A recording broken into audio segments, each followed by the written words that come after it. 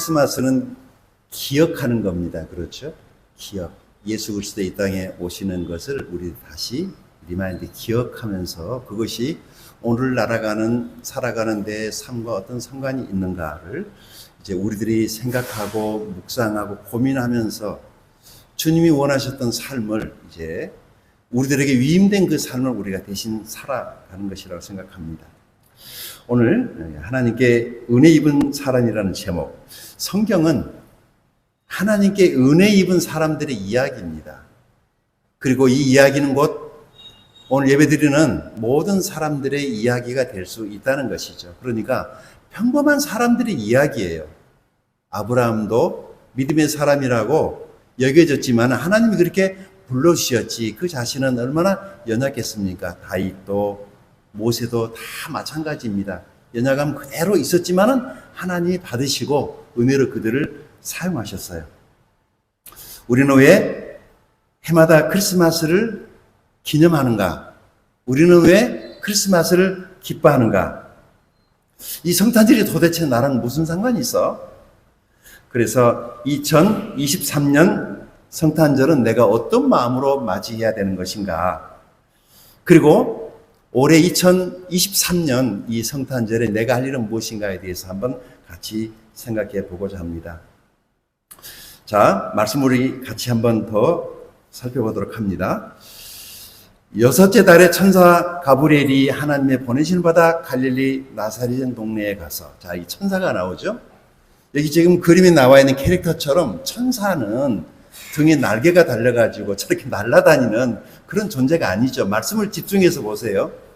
천사가 무슨 일을 해요? 하나님의 메시지를 전하는 사람이에요. 하나님의 메시지를 가지고 사람들에게 등에 날개 달려가지고 날아다니는 그런 게 아니죠. 천사 가브리엘 천사는요, 하나님의 좋은 소식을 전하는 천사 그룹의 천사장이에요. 여러분, 천사에 세 부류의 천사 그룹이 있습니다. 미가엘 천사장은 전쟁을 하는 하나님의 나라, 하나님의 군대를 통제하는 그 천사장이 미가엘이에요. 그리고 하나님을 예배하는 그룹으로 있다가 교만해가지고 타락한 천사가 있죠. 루시퍼입니다. 이 세 그룹의 큰 천사 그룹이 있는데 이 가브리엘 천사장은 하나님의 좋은 소식을 이 세상에 전하는 그 천사 그룹의 천사장이에요. 그러니까 오늘도 저와 여러분이 이 하나님의 좋은 소식을 세상 사람들에게 전달한다면은 이 가브리엘 천사장의 그룹에 속한 나라고 생각해도 괜찮아요. 하나님이 우리를 부르신 목적은 이 세상에 좋은 소식을 전하라고 우리를 부르셨거든요. 좋은 소식이 뭡니까? 예수 그리스도의 복음이죠. 복음을 전하는 사람, 그 사람이 좋은 소식을 전하는 사람이에요. 자, 다윗의 자손 요셉이라는 사람과 약혼한 처녀에게 이르니 그 처녀의 이름은 마리아라. 그에게 들어가 이르되 은혜를 받은 자요 평안할지어다 주께서 너와 함께 하시도다 하니, 자, 이게 처녀의 이름은 마리아라. 이 처녀가 강조되고 있죠. 결혼하기 전에 이 여자를 가리켜서 처녀라고 이렇게 말을 합니다. 처녀가 그 말을 듣고 놀라 이런 인사가 어쯤인가 생각하며 어느 날 갑자기 자기에게 천사가 와서 너 하나님께 은혜 받은 여자야 라고 말을 하니까 하나님이 너 함께 하신다 그러니까 깜짝 놀랬죠. 자, 천사가 마리아에게 이제 무수하지 말아라. 네가 하나님께 은혜를 입었다. 자, 하나님께 은혜를 입었다. 강조되고 있죠. 하나님께 은혜 입은다는 것이 도대체 무슨 말일까? 보라, 네가 잉태의 아들을 낳으리니 그 이름을 예수라 하라. 그가 큰 자가 되고 지극히 높으시니 아들이라 일컬어질 것이요 주 하나님이 그 조상 다윗의 왕위를 그에게 주리니 영원히 야곱의 집을 왕으로 다스릴 것이며 그 나라가 무궁하리라 라면서 하나님의 크고 원대한 감춰졌던 그 비밀, 구약 시대에는 다 드러나지 않았던 하나님의 큰 계획을 마리아에게 천사가 와서 전해주는 겁니다. 여러분, 우리가 이 땅을 살아가는 동안에 그저 이 땅에 눈에 보이는 것, 이것이 우리 삶의 전부라면은 우리 인생은 너무 비참한 거예요. 마리아다마 하마터면 그렇게 살다 죽을 뻔했는데 하나님의 큰 계획을 천사가 알려줬어요.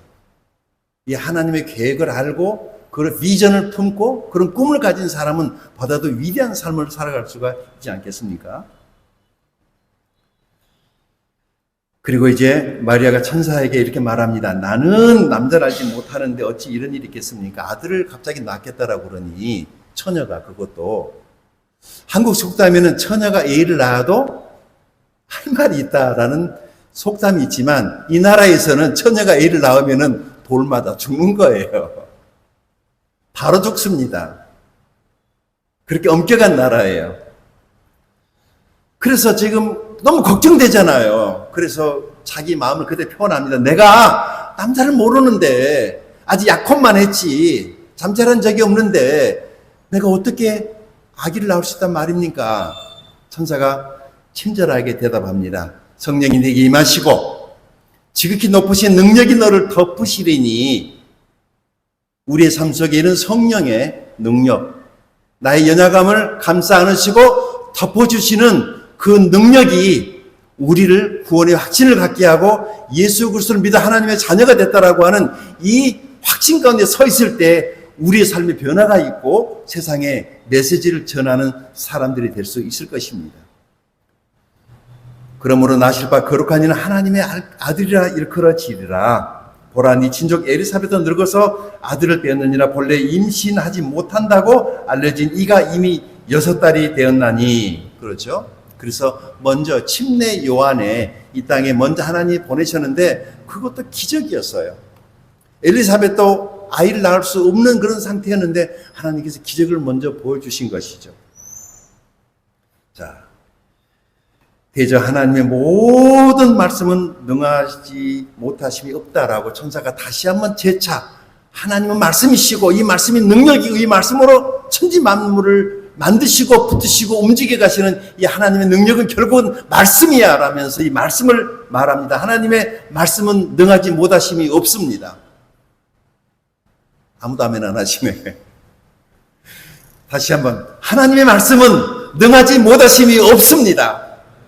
예, 이 말씀이 우리를 변화시키고 이 말씀이 우리 가정을 변화시키고 이 말씀이 우리가 섬기는 교회를 변화시키고 우리가 살아가고 있는 이 사회를 변화시키는 것은 결국은 말씀이에요. 말씀. 그런데 이 말씀을 사람이 들어야 되잖아요.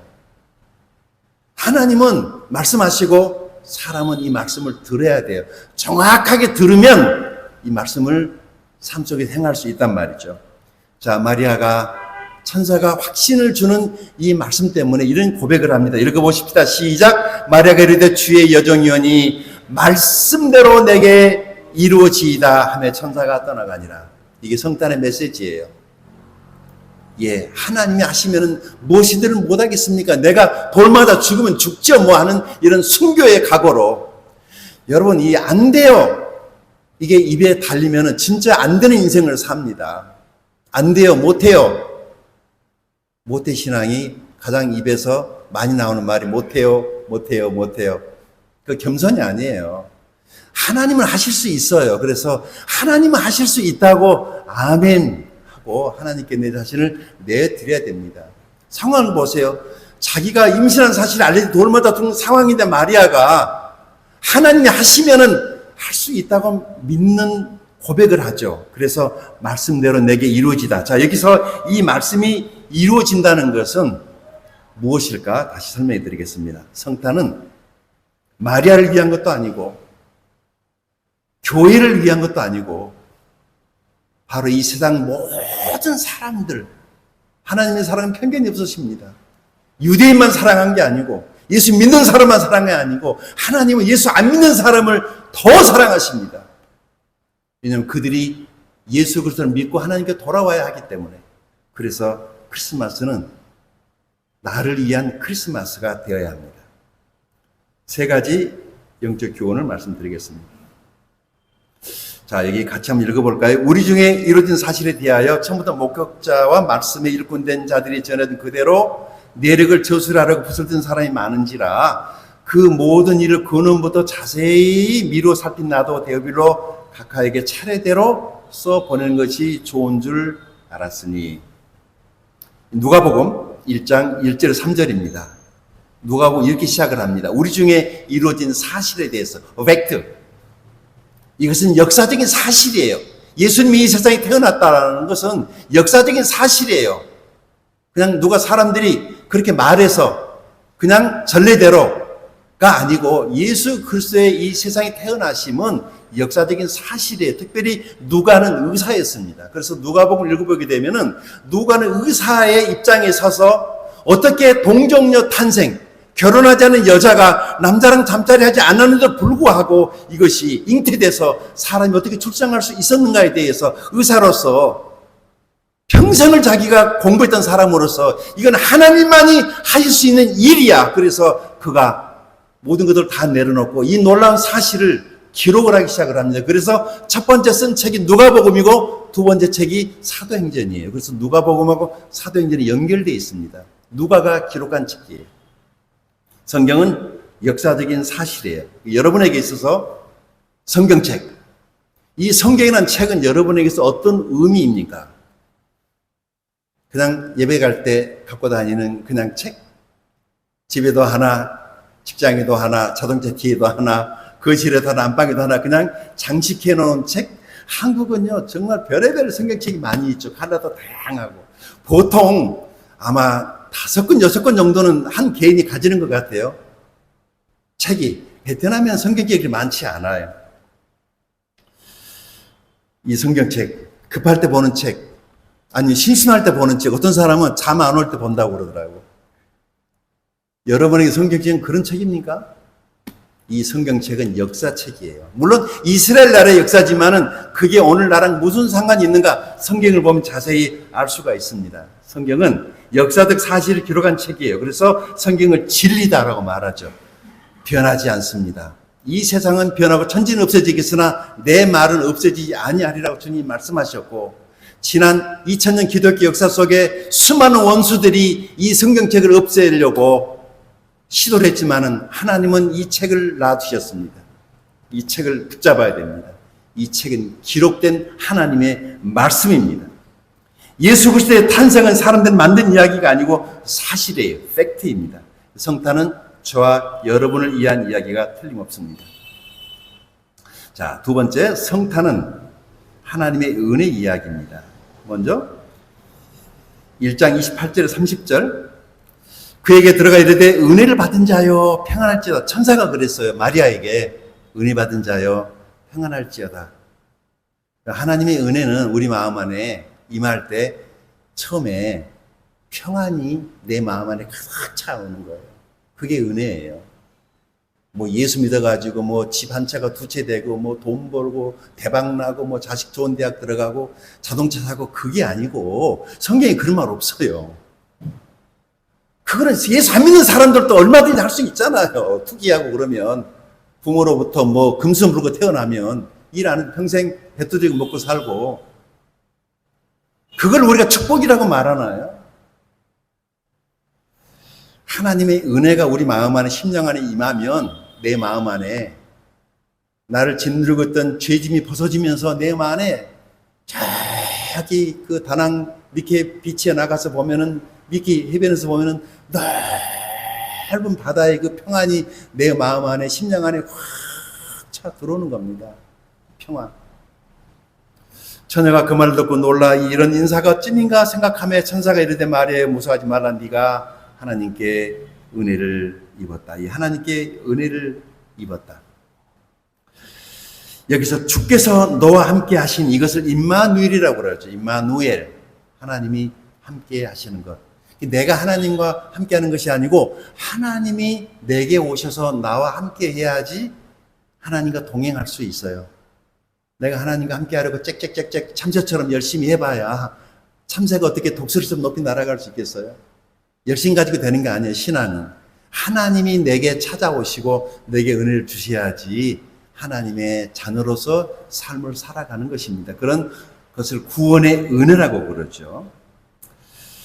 자, 이런 하나님의 은혜 이야기가 여러분에게도 같이 그리고 저에게도 이런 하나님의 은혜 이야기가 계속됐으면 좋겠습니다. 이 동정녀라고 하는 말을 여러분들이 성경에는 없지만은 이 처녀 마리아를 동정녀라고 하는 이유가 있어요. 이 마리아는 일이 많이 있으니까 하나님께서 특별하게 택하시고 그에게 은혜를 주셔서 정말 남자를 알지 못하는데 하나님께서 그의 능력으로 아들 예수 그리스도를 이 세상에 보내시기 위해서 한 여자를 선택을 했는데 그 여자가 동정녀 마리아예요. 그래서 그냥 마리아라는 동명인이 많이 있으니까 마리아를 칭할 때는 동정녀 마리아라고 이렇게 말을 하는 것입니다. 자, 그런데요, 이사야 7장 6절에 구약 성경에 이게 예언이 돼 있었어요. 읽어보십시다. 그러므로 주께서 친히 징조를 너에게 주실 것이라. 보라, 처녀가 잉태하여 아들을 낳을 것이요 그의 이름을 임마누엘이라 하리라. 아멘. 그렇죠. 이 구약의 예언이 마리아를 통해서 성취가 된 거예요.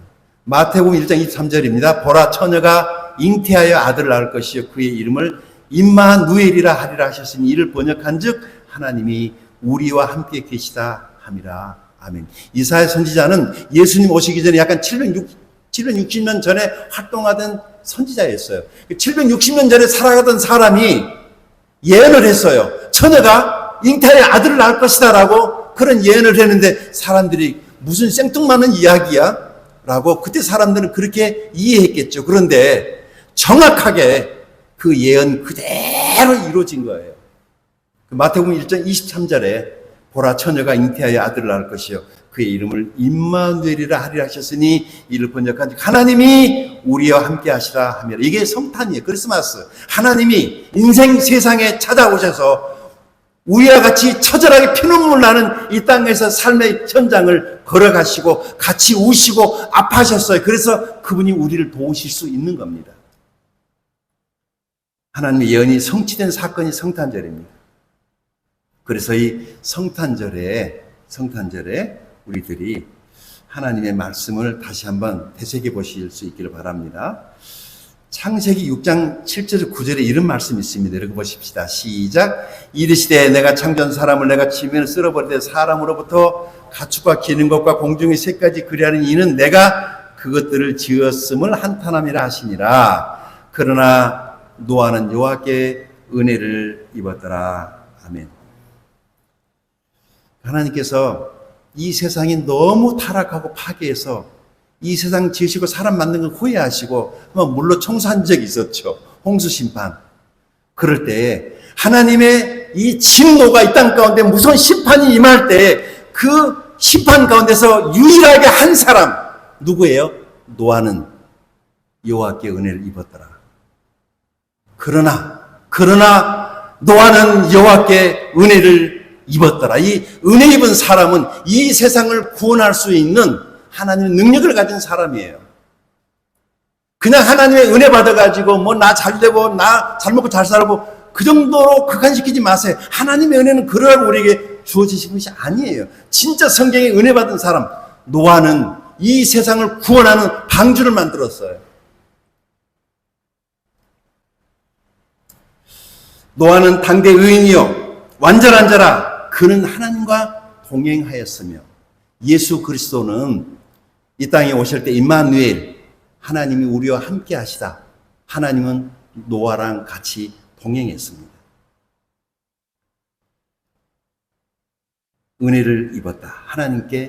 하나님과 동행했다. 이것이 노아를 상징하는 말입니다.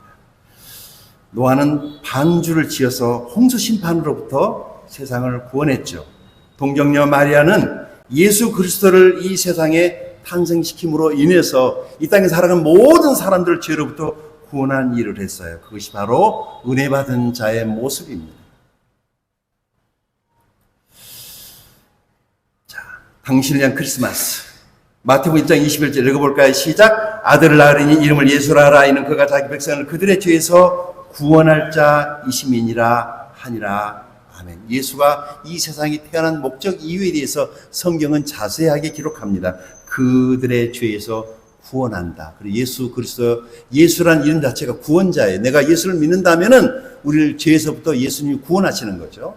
유명한 말씀 요한복음 3장 16절 17절 같이 읽어볼까요? 시작. 하나님 세상을 이처럼 사랑하사 독생자를 주셨으니 이는 그를 믿는 자마다 멸망하지 않고 영생을 얻게 하려 하심이라. 하나님이 그 아들을 세상에 보내신 것은 세상을 심판하라 하심이 아니요 그로 말미암아 세상이 구원을 받게 하려 하심이라. 아멘. 독생자를 주셨다. 그래서 그 아들 예수께서 이 세상에 오신 날, 그게 성탄입니다.